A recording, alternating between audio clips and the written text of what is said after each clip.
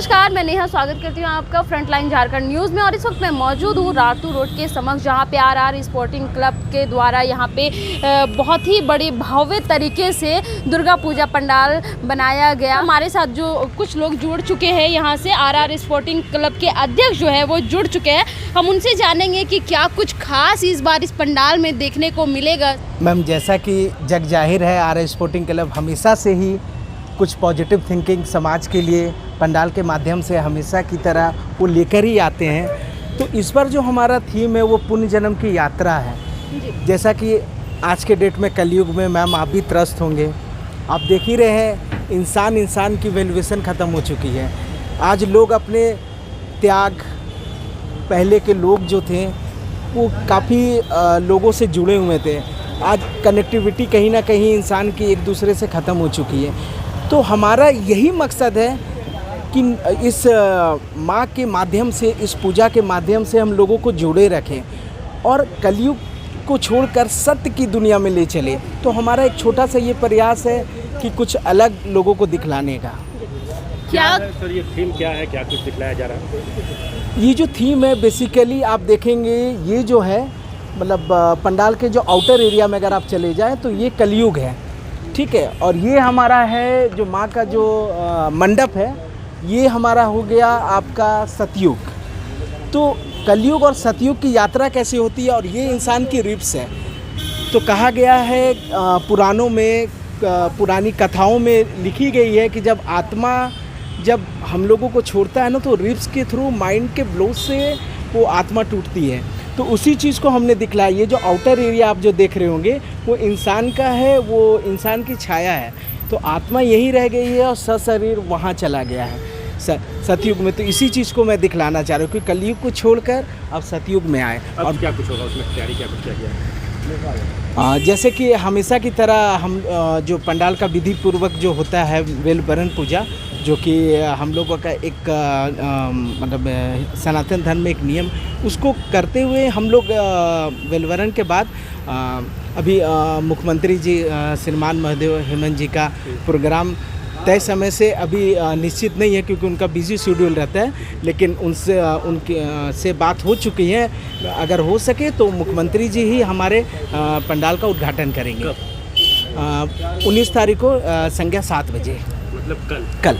से बात किया जाए, आरआर स्पोर्टिंग क्लब रांची का जाना माना दुर्गा पूजा समिति है। कुछ इसके पीछे चले हम लोग, कैसे इस पंडाल की शुरुआत, इस यहाँ पर पूजा की शुरुआत कैसे हुई और कितने साल हो गए यहाँ पर दुर्गा पूजा करते हुए?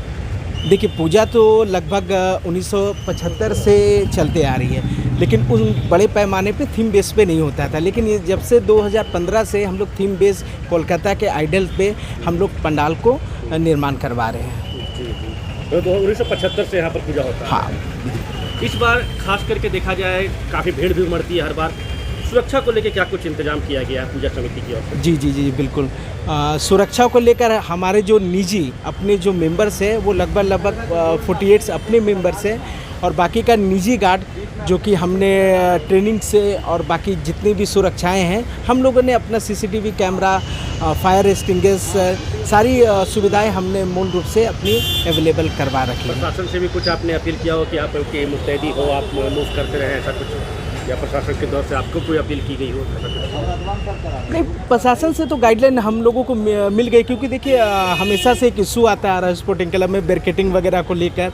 क्योंकि देखिए मैं भी प्रशासन से एक अनुरोध करता हूं कि हमारा जो पंडाल है वो एक बिजी एरियाज़ में है, तो उसको थोड़ा प्रशासन को भी इस चीज़ को देखना होगा। जैसे बैरिकेडिंग को लेकर इशू आती है, तो हमारे मेंबर का यही कहना है कि सर अगर मैं बैरिकेडिंग को पीछे करूँगा ना तो प्रॉब्लम क्या आएगी कि लेडीज़ और जेंट्स को मैं अलग नहीं कर पाऊँगा। और आप जानते हैं अष्टमी और नवमी को सबसे ज़्यादा भीड़ आरआर स्पोर्टिंग क्लब और बकरी बाज़ार में रहती है। तो प्रशासन से यही अनुरोध करूँगा, क्योंकि एक ब्लूप्रिंट के तहत इसको देख लें और बैरिकेडिंग का जो सुविधाएं हैं वो मतलब अवेलेबल होना चाहिए। कल जैसा कि चंदन सिन्हा जी साहब आए थे विजिट के लिए, तो उन्होंने बोला बैरिकेडिंग आप मत कीजिए। तो मैंने उनसे अवगत करवा दिया हूँ कि अगर मैं बैरिकेडिंग नहीं करूँगा तो प्रॉब्लम और आगे और भी बहुत ज़्यादा बढ़ जाएगी। पूजा के दौरान कुछ नहीं है, हमारा जो अपना अनुष्ठान है, जो भोग है 56 भोग का जो आयोजन, वो हमारा 9वीं को रहेगा।